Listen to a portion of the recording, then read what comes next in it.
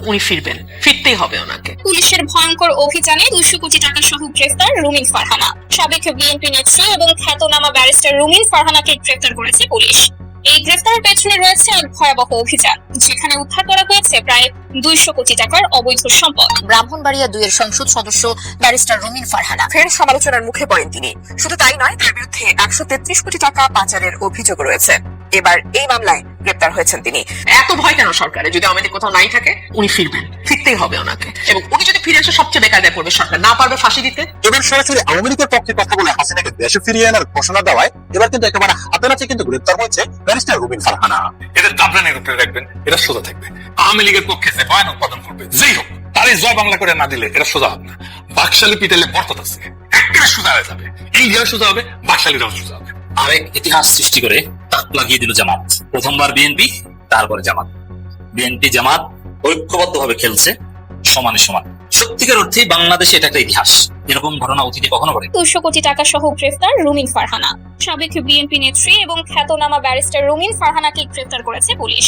এই গ্রেফতারের পেছনে রয়েছে এক ভয়াবহ অভিযান, যেখানে উদ্ধার করা হয়েছে প্রায় 200 কোটি টাকার অবৈধ সম্পদ। ব্রাহ্মণবাড়িয়া জেলার সরাইল উপজেলার একটি বিলাসবহুল বাড়িতে অভিযান চালায় র্যাব ও পুলিশের যৌথ টিম। অভিযানের নেতৃত্বে ছিলেন র্যাব 14 এর অধিনায়ক। সূত্র জানিয়েছে, ব্যারিস্টার রুমিন ফারহানা নিজ বাসভবনে অবস্থান করছিলেন যখন দরজা ভেঙে ঢোকে আইন শৃঙ্খলা বাহিনী। প্রথমে তিনি প্রতিরোধের চেষ্টা করেন, কিন্তু অভিযোগকারীদের সাক্ষ্য ও ভিডিও প্রমাণের মুখে শেষ পর্যন্ত হাতকড়া পড়তে বাধ্য হন। অভিযানে উদ্ধার হয়েছে নগদ 85 কোটি টাকা, বিভিন্ন ব্যাংকের চেক, সোনার বার, বিদেশি মুদ্রা এবং ডকুমেন্ট, যা মোট মূল্য 200 কোটি টাকারও বেশি বলে প্রাথমিক অনুমান। এছাড়া পাওয়া গেছে বিদেশি পাসপোর্টের কপি, যা ইঙ্গিত করে যে তিনি দেশ ছাড়ার পরিকল্পনা করছিলেন। রুমিন ফারহানা একসময় বিএনপির প্রভাবশালী নেত্রী ছিলেন। তিনি দল থেকে বহিষ্কৃত হওয়ার পর স্বতন্ত্র প্রার্থী হয়ে নির্বাচনে দাঁড়ান। তার সমর্থকরা দাবি করছেন এটা রাজনৈতিক প্রতিহিংসা, কিন্তু প্রশাসন বলছে প্রমাণ অকাট্য। এদিকে গ্রেফতারের খবর ছড়িয়ে পড়তেই সোশ্যাল মিডিয়ায় তোলপাড় শুরু হয়েছে।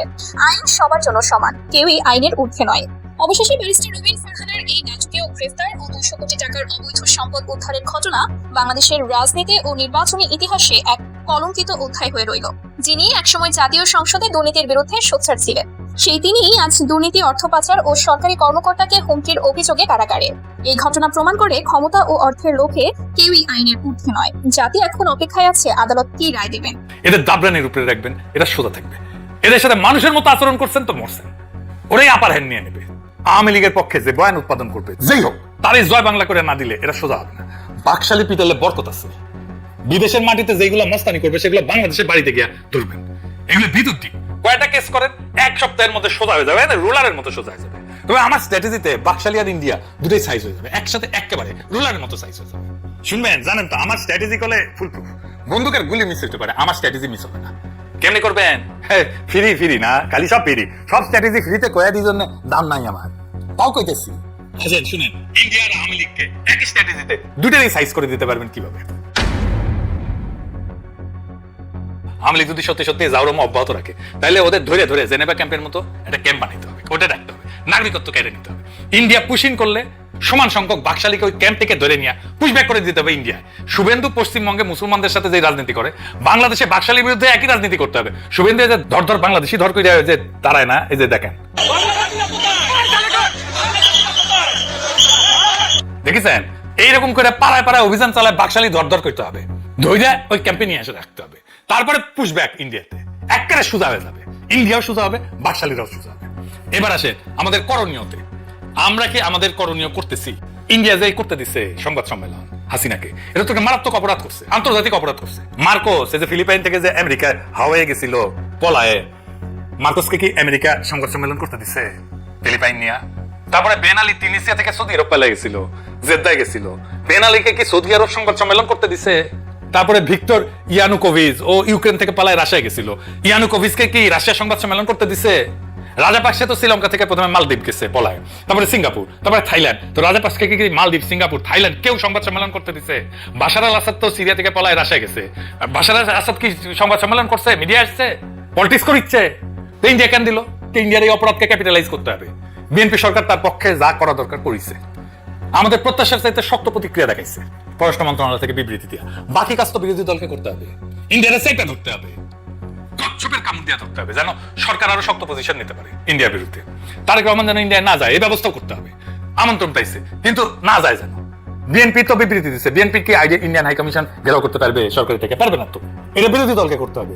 ইন্ডিয়ান ইন্টারেস্ট যা যা আছে তার সামনে নিয়ম করে বিক্ষোভ করতে হবে, অবরোধ করতে হবে, বন্ধ করে দিতে হবে ইন্ডিয়ান কালচারাল সেন্টার সবগুলো। বিজনেস আছে সবগুলো, ওষুধ কোম্পানি আছে, প্যারাসুটের তেলের কোম্পানি আছে, এগুলো যা যা আছে সবগুলো লিস্ট করতে হবে, তারপরে সবগুলো বন্ধ করে দিতে হবে। এটা নিয়ে কেন ঘেরাও করতে হইলো? জিয়ার আমলে মাওলানা ভাসানী ফারাক্কা মিছিল করেছিল না? সে ফারাক্কা মিছিল জিয়া সরকারকে সাহায্য করেছিল, তার ফরেন পলিসি ইন্ডিয়ার সাথে সম্পর্ককে রিডিফাইন করার জন্য সাহায্য করছিল।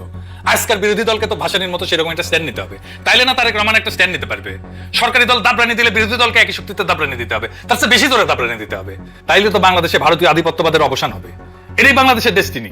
বাংলাদেশ থেকে চিরতরে আওয়ামী লীগের বিলুপ্তি করতে হবে আর ভারতীয় আধিপত্যবাদের অবসান হইতে হবে। তাইলে বাংলাদেশের রাজনীতি, তাইলে জনগণের মুক্তি। ইনকিলাব জিন্দাবাদ। আরেক ইতিহাস সৃষ্টি করে তাক লাগিয়ে দিল জামাত। প্রথমবার বিএনপি, তারপরে জামাত। বিএনপি জামাত ঐক্যবদ্ধভাবে খেলছে সমানে সমান। দর্শক, সত্যিকার অর্থেই বাংলাদেশে এটা একটা ইতিহাস। এরকম ঘটনা অতীতে কখনো ঘটে? সরকারি দল ভারতের সাম্রাজ্যবাদী বাংলাদেশ বিরোধী ভয়াবহ ষড়যন্ত্রের বিরুদ্ধে বাংলাদেশের ইতিহাসে সবচাইতে কঠিন ভাষায় বিবৃতি দিয়েছে। এরপরে সেই বিবৃতির বোধ সাপ্লিমেন্টারি অ্যান্ড কমপ্লিমেন্টারি বিবৃতি দিয়েছে বিরোধী দল জামাত ইসলামী।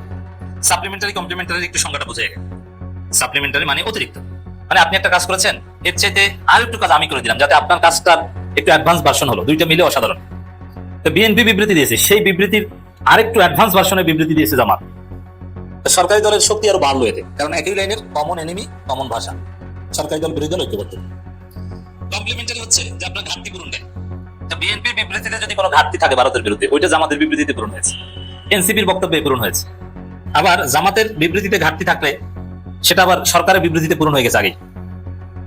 তো এই যে দৃশ্য, সরকারি দল বিরোধী দল কমন এনিমির বিরুদ্ধে একসাথে লড়ছে, এটাকে আমাদের অ্যাপ্রিশিয়েট করতে হবে। বিএনপি জামাতের মধ্যে ধাক্কা ধাক্কা অনেক কিছু আছে, বাট ভারতের বিরুদ্ধে যদি আমরা ঐক্যবদ্ধ থাকতে পারি, এর চাইতে খুশির কোনো খবর আর রাজনীতি নাই।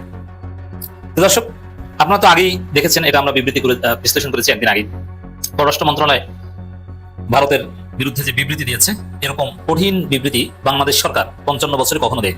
শেখ হাসিনাকে জেনোসাইডার বলা, ফেসিস্ট বলা, মাফিয়া বলা, এবং বাংলাদেশ ভারতের পরদ রাজ্য হতে চায় না বলা, এবং বাংলাদেশ ভারতের সম্পর্ক থাকবে কি থাকবে না সেই বিষয়ে হুঁশিয়ারি দেওয়া, আরো অনেক কঠিন কথাবার্তা বলেছে। That is very dangerous. স্ত্রীবিদের জন্য এটা একটা অশনি সংকেত, তাকে কোন সময় বের করে দেয় এরকম একটা ভাব। বাস্তবে যাই হোক, কথা বলেছে এবং অফিসিয়াল স্টেটমেন্ট, এটা সত্যিকার অর্থে তাৎপর্যপূর্ণ।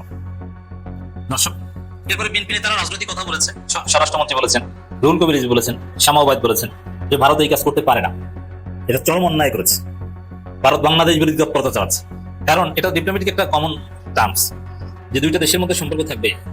আপনি আমার দেশের অখণ্ডতা, স্বাধীনতা, সার্বভৌমত্ব, এই বিষয়ে আপনার কোনো সমর্থন থাকতে হবে।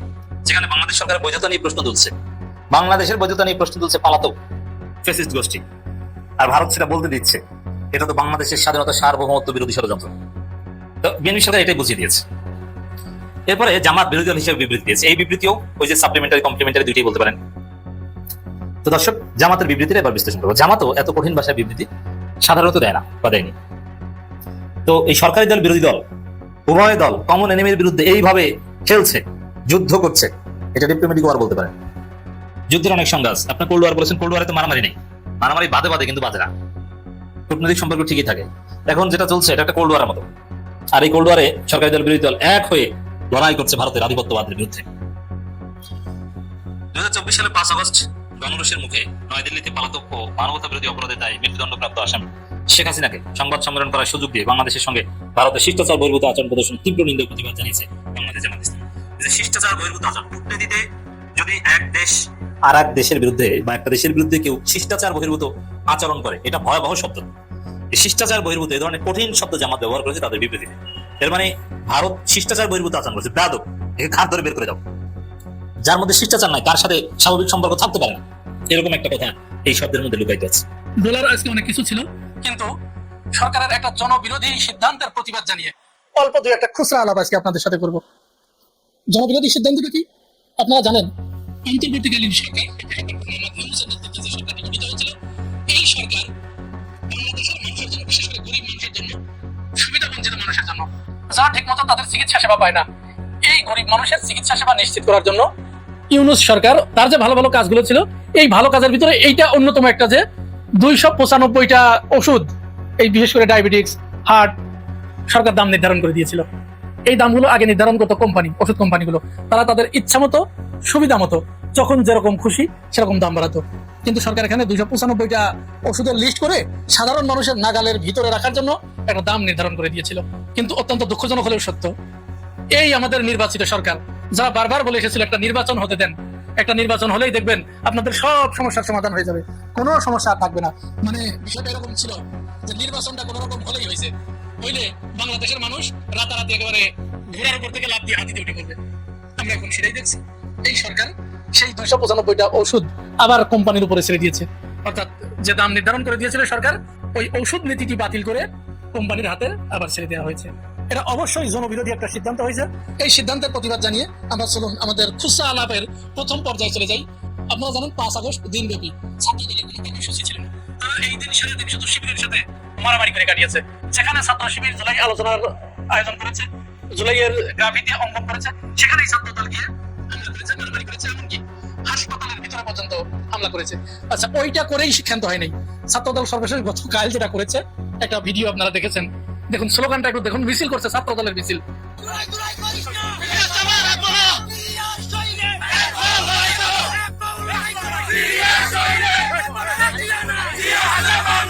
জুলাই জুলাই করিস না, পিঠের চামড়া থাকবে না। এটা কিন্তু ছাত্রলীগ না, ছাত্র দল করছে, ছাত্র দল। ভাবা যায় এটা? বাংলাদেশে জুলাই নিয়ে ছাত্র দলের কোনো গ্রাফিতি নাই, কোনো কার্যক্রম নাই। তারা আছে বিভিন্ন প্রতিষ্ঠানে যেখানে কোটি কোটি টাকার কাজ চলছে, এই জায়গাগুলোতে বেছে বেছে তারা মারামারি। ঢাকা আলিয়াতে আজকেও তারা ছাত্র শিবিরকে ক্যাম্পাসে ঢুকতে দেয় নাই। তারা হলগুলো দখল করে রেখেছে বহিরাগতদের দিয়ে, যুব দলের নেতা নয়নকে নিয়ে সেখানে গিয়ে তারা দখল করে রেখেছে। জগন্নাথ বিশ্ববিদ্যালয়ে 10 কোটি টাকার কাজ হবে, সেই কাজ সেনাবাহিনীর হাতে দিয়ে দেবার কারণে, ছাত্র শিবিরের চাপে সেনাবাহিনীর হাতে দিয়ে দেবার কারণে তাদের মাথা খারাপ হয়ে গেছে। এরা আবার প্রকাশ্যে ঘোষণা দিচ্ছে যে শিবিরকে 5 বার পিটাইছি, এই এলাকায় পুরান ঢাকায় শিবিরকে থাকতে দিব না, আসতে দিব না। চেহারাটা একটু দেখুন কিভাবে বলছে যে শিবিরের প্রত্যেকটাকে এখানে কুত্তার মতো পিটাইছে, এখানে পিটাইয়া সবগুলোরে এমার্জেন্সিতে ঢুকাইছি। এখান থেকে আজকে থেকে আমরা ঘোষণা দিলাম, আমরা বাংলাদেশ জাতীয়তাবাদী ছাত্র দল যতদিন বেঁচে আছি, বাংলাদেশের কোনো ক্যাম্পাসে এবং পুরান ঢাকার কোনো ক্যাম্পাসে শিবিরের কোনো অস্তিত্ব ভবিষ্যতে থাকবে না, এখন থেকে থাকবে। এই যে ছেলেটা এই কথাটা বলছে, এই ছেলেকে আবার চেনেন, এটাকে, এই মালকে তা জানেন তো? এই মাল 5 আগস্টের পরে যুবলীগের এক নেতার বাড়িতে লুটতরাজ করতে গিয়ে তার হাত হারাইছে। পরবর্তীতে সে এসে বলছে যে এটা জুলাই যোদ্ধা, সে নিজেকে এবার জুলাই যোদ্ধা হিসেবে, যে জুলাইতে আমার হাত হারাইছে। এইটা আজকে যে এশিয়া পোস্ট আজকে সেটা প্রমাণ বের করেছে। এই হলো এদের অবস্থা, এই হলো ছাত্র দলের টোটাল অ্যাক্টিভিটিস।